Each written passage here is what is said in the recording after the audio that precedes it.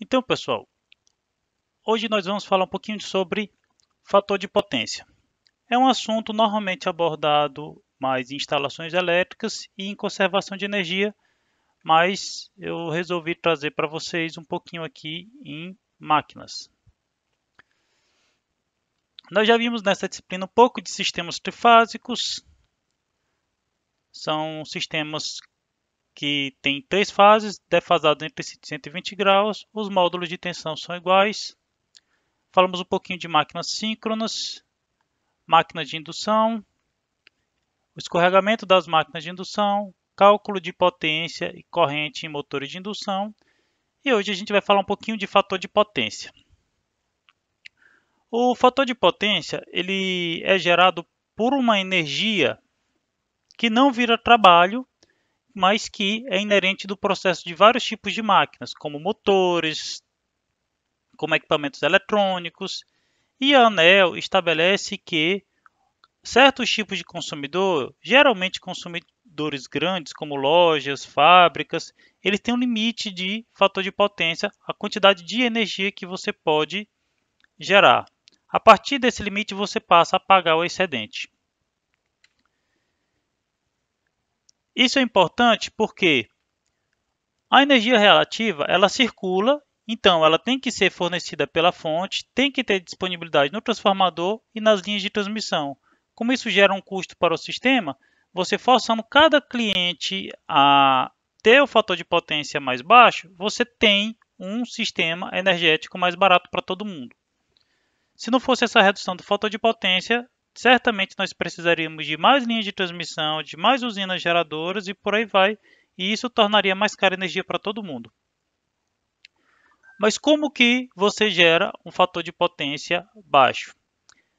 As máquinas que geram reativos, energia reativa são motores de indução, transformadores subdimensionados, reatores de lâmpadas fluorescentes, retificadores, como o que nós encontramos em fontes de computador, de monitor, de notebook, carregador de celular e outros tipos de equipamentos eletrônicos. O método mais comum para a correção do fator de potência é o uso de banco de capacitores em paralelo. Mas também é possível utilizar motores síncronos superexcitados. Ou seja, você vai alterar a corrente de campo do motor síncrono, você vai aumentar a corrente do motor síncrono e ele vai passar a gerar reativo capacitivo. Se você quiser gerar reativo indutivo, você vai diminuir a corrente de campo do motor síncrono. Então, os tipos de equipamentos que que consomem energia reativa são os equipamentos de fator de potência indutivo, motores de indução, motores síncronos subexcitados e reatores eletromagnéticos. Quem gera reativo capacitivo são capacitores, motores síncronos superexcitados e por aí vai. Aqui, pessoal, é um gráfico para mostrar um pouquinho como funciona essa parte de energia reativa. Perceba que a máquina que recebe a energia reativa, ela tem a potência ativa, que ela é a parte real da nossa energia elétrica, e a parte imaginária negativa, que é a energia reativa indutiva. Quem fornece energia reativa capacitiva, ela tem uma potência reativa no sentido oposto. Veja que a energia reativa indutiva e a capacitiva são defasadas entre si de 180 graus. Perceba que ambas são perpendiculares à energia ativa. Ou seja, você tem uma máquina com 10 kW de potência ativa e 5 kVAr de potência reativa, ela não tem uma potência aparente de 15. Você não soma diretamente. Você tem que utilizar um triângulo retângulo. Ok? Normalmente, as máquinas indutivas, elas geram energia reativa indutiva que a gente vai compensar com energia reativa capacitiva. Mas em linhas de transmissão, por exemplo, principalmente quando a carga está baixa, você tem uma geração de energia reativa capacitiva e você vai compensar com energia indutiva, geralmente através de indutores.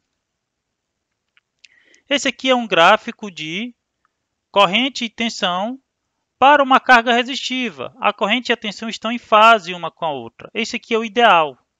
Toda a energia vira, toda a potência aparente vira potência ativa.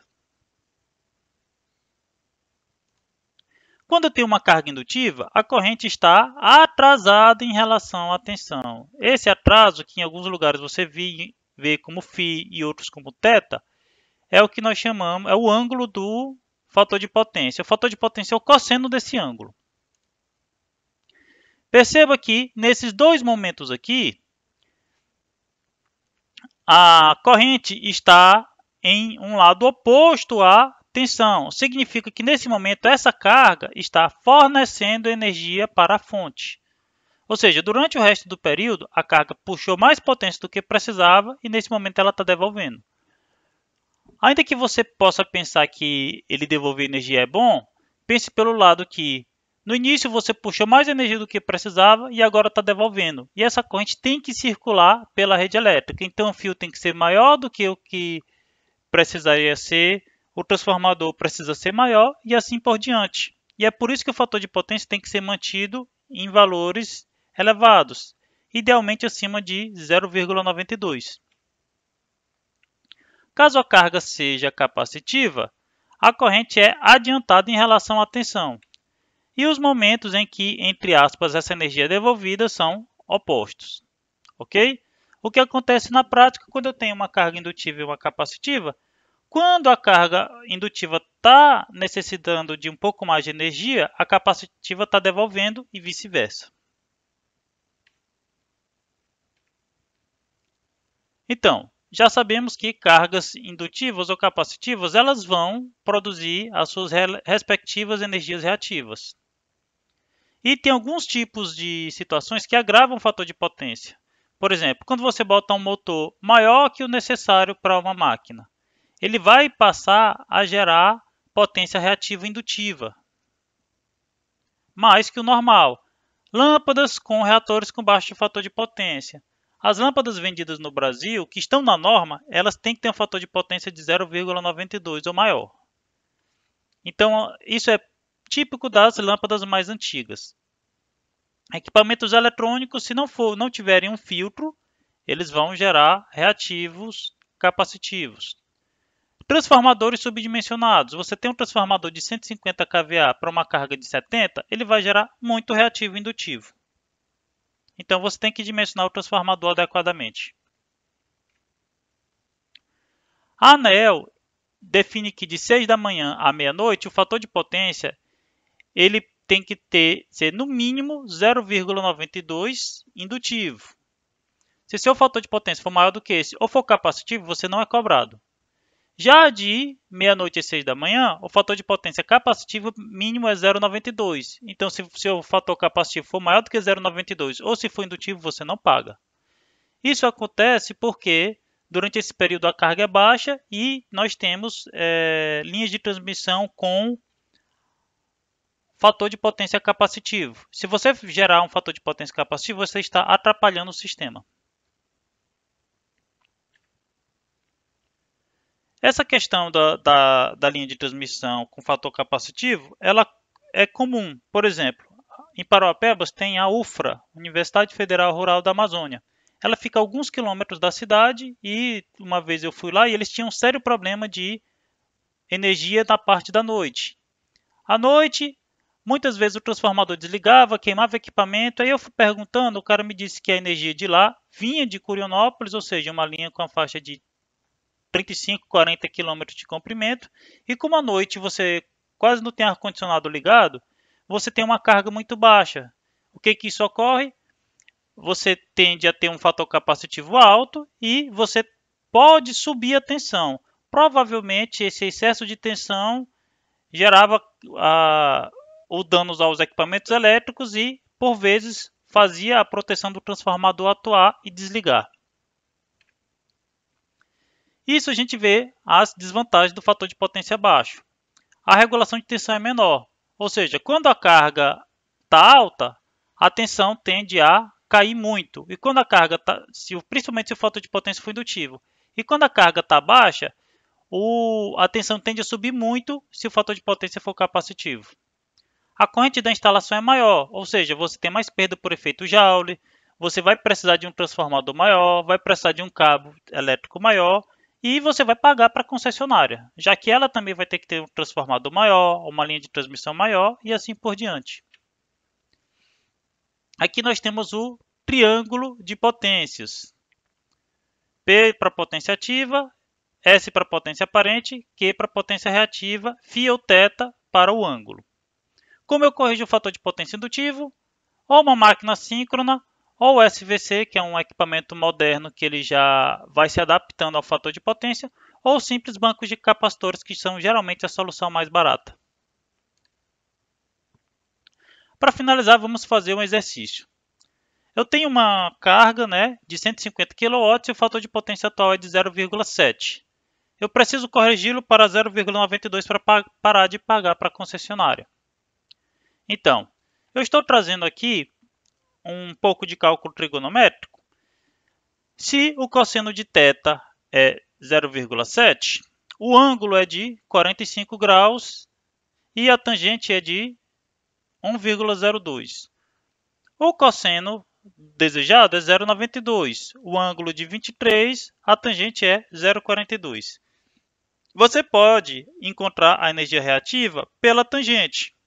Eu vou fazer pelo método tradicional, que algumas pessoas têm dificuldade de utilizar o método tangente. Então vamos lá. Vamos primeiro encontrar o S. Eu tenho P e tenho cosseno. Basta aplicar na fórmula para encontrar o S, ou potência aparente, que deu 214,3 kVA. 150 dividido pelo fator de potência 0,7 deu 214,3. Já que eu estou trabalhando com kW, a energia aparente, a potência aparente é kVA. Para achar o Q, a gente aplica o Pitágoras, S ao quadrado é P ao quadrado mais Q ao quadrado, assim Q ao quadrado é S ao quadrado menos P ao quadrado. Substituindo os valores, 214,3 e 150, nós vamos encontrar que o Q é de 153 kVA reativo. Já que estamos trabalhando sempre em quilo, a potência reativa também está em quilo. Fazendo o mesmo cálculo para o fator de potência que eu quero, que é 0,92, eu vou encontrar o novo S, 150 dividido por 0,92 deu 163. Jogando em Pitágoras, nós vamos encontrar um Q de 63 kVAR. Bem, se eu tenho a potência reativa atual e tenho a potência reativa desejada, eu só preciso saber quanto de reativo eu vou precisar gerar, no caso com um banco de capacitores, que vai ser 153 menos 63, que dá aproximadamente 89 kVAR. E aí você tem que dimensionar um banco de capacitores para 89 ou mais, certo? Não necessariamente você vai encontrar um banco pronto de 89,15, talvez você ache de 90, 95 ou 100 kVAR, você sabe que tem que ser maior do que isso, tudo bem? Não vá superdimensionar e colocar um reativo capacitivo que de meia-noite às 6 da manhã você passe a ter um fator de potência capacitivo menor do que 0,92, que também você vai pagar por isso. Com isso nós finalizamos essa parte e já temos exercício disso disponível para vocês. Obrigado a todos.